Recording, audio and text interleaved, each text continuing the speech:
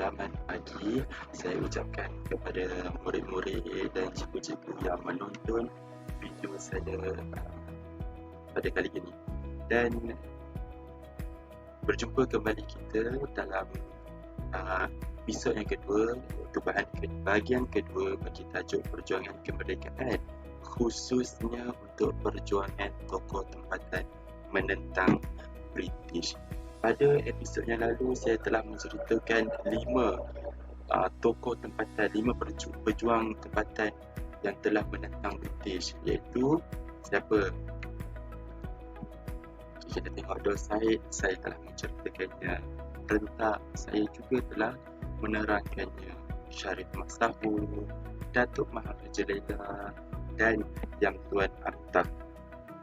Pada episod kali ini, saya akan menceritakan 5 orang lagi pejuang tempatan yang telah menentang British. Baiklah, murid-murid, siapakah 5 pejuang tersebut? Ayuh kita lihat. Yang pertama ialah Datuk Pahaman. Nama sebenar beliau ialah Abdul Rahman Imam Noh. Dilantik sebagai pembesar Temerloh selepas kematian orang kaya Indra Segara. Sering dipanggil menghadap Sultan bagi membincangkan hal-hal pentadbiran negeri.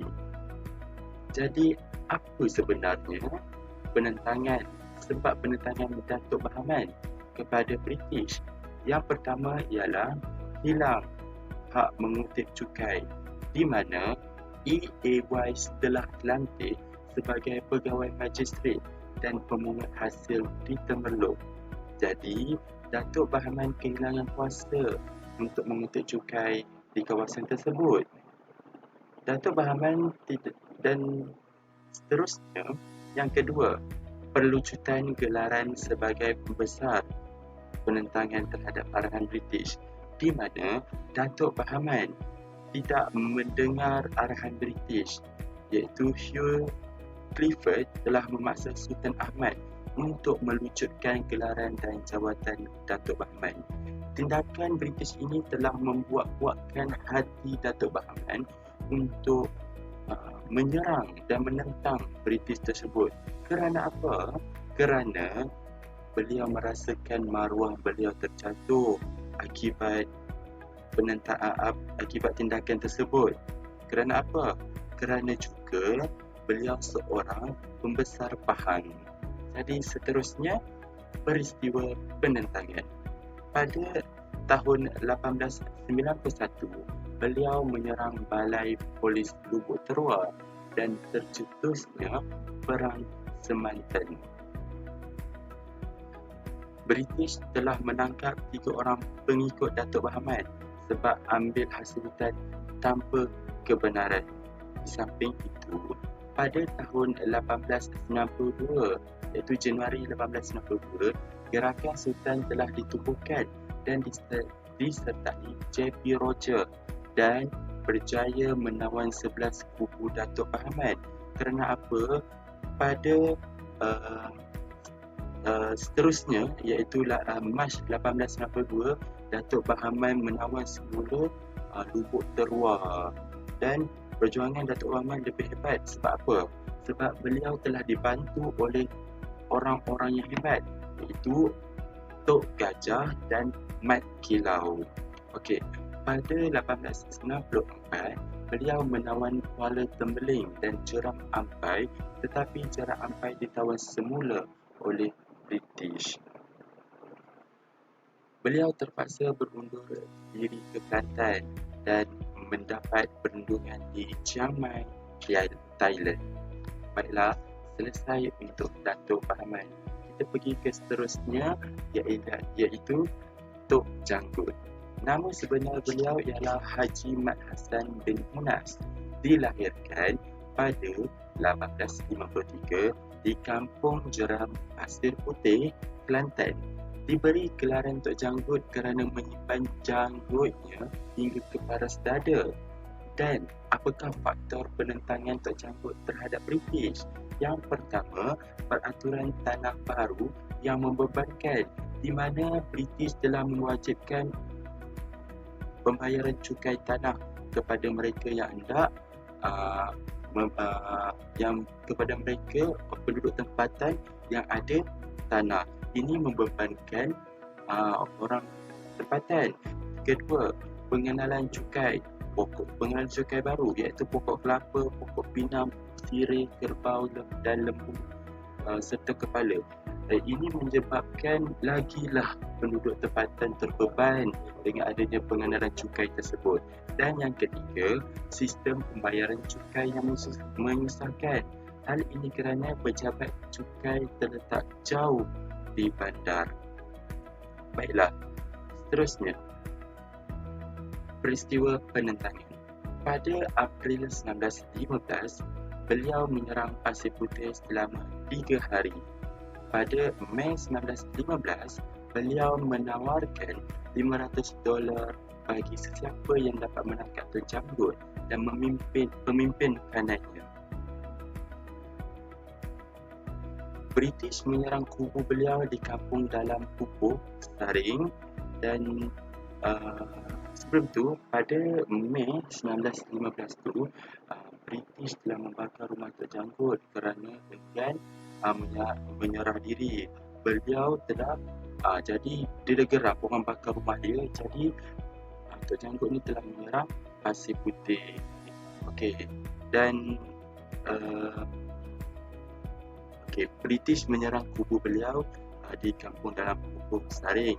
Beliau terkorban dalam pertempuran itu, dan beliau terkorban, jenazahnya kemudian digantung secara sengsang di padang balai besar Kota Baru selama 4 jam. Tak silap saya, beliau juga jenazah beliau juga telah dibawa perarakan sebelum digantung. Sangat-sangat sadis akan pemutihan Tun Janggut tersebut. Baiklah, seterusnya ialah pejuang tempatan Mat Saleh. Nama sebenar beliau ialah Datuk Muhammad Saleh bin Datuk Balu. Dilahirkan di Inanam, Sabah. Dilantik menjadi pemerintah Sungai Sugut selepas kematian bapanya.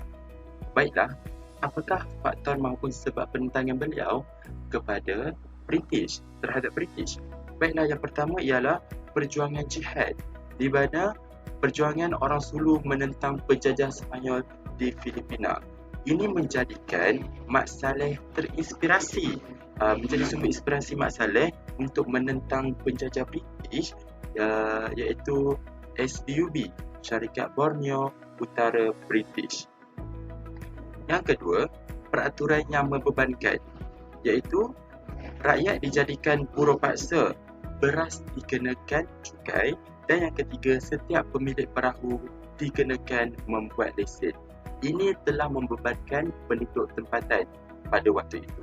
Dan yang ketiga, perkampungan dibakar. SBUB telah menyerang Sungai Sugut. Peristiwa penentangan pada Julai 1897, beliau telah mendirikan kubu di Ranau dan telah membakar Pulau Gaya. Dan pada tahun yang sama juga, William Cowie, pengarah urusan SBUB, telah menawarkan pendamaian dan pengampunan Mat Saleh. Kerana apa? Kerana mereka British ini tidak berupaya untuk mengalahkan Mat Saleh pada waktu tahun tersebut. Pada November 1897, Mat Saleh telah menyerang Ambung, dan seterus pada April 1898, bertalu-talu peperangan dibuat oleh Mat Saleh. Dan pada April 1898 ini, sebuah rundingan telah diadakan di Penggatar. Dan pada rundingan tersebut, Mat Saleh dan pengikutnya diberikan pengampunan. Kedua, penduduk Inanam yang melarikan diri semasa kekacauan dibenarkan untuk pulang ke kampung halaman. Ketiga, Mat Saleh dibenarkan mentadbir daerah Tambunan. Dan yang keempat, Mat Saleh diminta melaporkan pergerakannya kepada SBUB. Pun begitu, pada 1899, SBUB mengambil alih pentadbiran Tambunan. Ini menyebabkan Mat Saleh ini sangat-sangat marah. Kerana apa? kerana SPUB ini mungkir janji. Mak Saleh meneruskan penentangan. Beliau membina kubu di Kampung Tepuh Tampunan, dan pada tahun berikutnya 1900 SPUB telah menyerang kubu Mak Saleh secara besar-besaran, dan ini menyebabkan Mak Saleh terkorban. Baiklah, murid-murid, kita akan pergi ke pejuang tempatan yang kedua terakhir, iaitu Antanom. Nama sebenar beliau ialah Ontoros anak lelaki Antanom. Dilahirkan di Sungai Salarom pada tahun 1875. Berasal daripada keturunan suku Murut Tagul yang bermaksud golongan bermartabat. Jadi apakah sebab penentangannya? Yang pertama, larangan membuka tanah baru. SPUB telah melarang kaum Murut daripada membuka tanah baru. Kedua, cukai yang membebankan, dan cukai-cukainya ialah cukai kepala, cukai tanaman pindah, cukai pokok kelapa dan cukai memelihara anjing. Dengan adanya cukai-cukai ini, hal ini menyebabkan kaum Murut terbeban untuk melunaskan bayaran cukai tersebut. Ketiga, buruh paksa menyerahkan salah seorang anak sebagai buruh syarikat. Ini menyebabkan Antanom marah kerana penduduk tempatan juga seperti buruh paksa perlu menggadaikan anak mereka untuk menjadi buruh syarikat. Dan yang keempat, menzalimi keluarga, di mana kepada siapa-siapa suami isteri yang berkahwin menjadi suami isteri dan perlu dua kelamin ini dipisahkan dan dipisahkan dan terpaksa untuk tinggal secara berasingan. Peristiwa penentangan. Pada Februari 1915, Antanom menyerang persidangan dan membakar bangunan kerajaan, dan pada Mac 1915 Antanom telah memimpin kira-kira 600 orang kaum Murut untuk menyerang Rundung, dan beliau bersama pengikut-pengikutnya berjaya memusnahkan pejabat pentadbiran. Dan daripada itu, pengikut Antanom bertambah kerana mereka yakin dengan Antanom bahawa Antanom seorang yang hebat dan cekap, dan pengikutnya bertambah menjadi 900. Pada April 1915, SPUB menghantar 400 orang, maafkan saya, ejaan di situ salah, 400 orang tentera untuk menyerang kubu Antanom. Antanom dan 400 pengikut terkorban dalam serangan tersebut. Juga sedih berakhiran pejuang tempatan di Sabah ini. Dan yang terakhir, kita berbalik kepada negeri Semenanjung di Terengganu, di mana pejuang tempatan ini ialah Abdul Haji Rahman Limbong. Nama sebenar beliau ialah Haji Abdul Rahman bin Abdul Hamid. Sering ke Limbong ke Maman untuk mengajar agama. Perjuangan beliau dikenali sebagai kebangkitan tani di Terengganu. Jadi, apakah faktor penentangan beliau terhadap British? Apa yang beliau marah sangat? Yang pertama, pas kebenaran yang membebankan. Sekiranya penduduk tempatan ingin membuka tanah dan bercutaran perlu mendapatkan kebenaran dengan bayaran 50 sen. Sekiranya ingkar akan arahan tersebut, mereka akan didenda. Dan seterusnya, yang kedua, penguasaan undang-undang binatang buas. Mereka ini dilarang sama sekali untuk memburu haiwan-haiwan liar, dan juga sekiranya mereka ingkar akan arahan tersebut, mereka juga akan dikenakan tindakan. Dan ketiga, peraturan tanah baru. Penduduk wajib mendaftar tanah mereka dengan bayaran sebanyak $2.50 seorang. Dan yang keempat, pengaruh pemimpin agama, iaitu membangkitkan lagi semangat anti-British yang Abdul Haji Rahman Limbong ini dia menjadi inspirasi akan pemimpin-pemimpin agama lah. Jadi yang peristiwa perentangan di mana pada tahun 1922 di mana terdapat 43 petani ditangkap kerana membersihkan tanah tanpa pas kebenaran, dan ini menjadikan orang-orang pihak British sangat-sangat marah akan tindakan tersebut. Dan Abdul Haji Rahman Limbuk ini beliau bertindak sebagai peguam untuk membela nasib petani di Kuala Terengganu, dan beliau mengutarakan hujah di mana British gagal mematahkan hujah tersebut. Apa yang diutarakan oleh Abdul Haji Rahman Limbuk sangat-sangat simple, iaitu tanah adalah hak milik Allah. Dan pada tahun 1928, ancaman British terhadap penduduk tempatan yang enggan membayar cukai menyebabkan serangan di Kuala Berang, dan ini terdapat beberapa tempat lagi lah yang menjadi serangan atau pertempuran berlaku, dan British telah meminta bantuan daripada negeri-negeri Melayu bersekutu, dan dalam pertempuran tersebut pertempuran berlaku antara di Kuala Berang dan di Padang Kacang.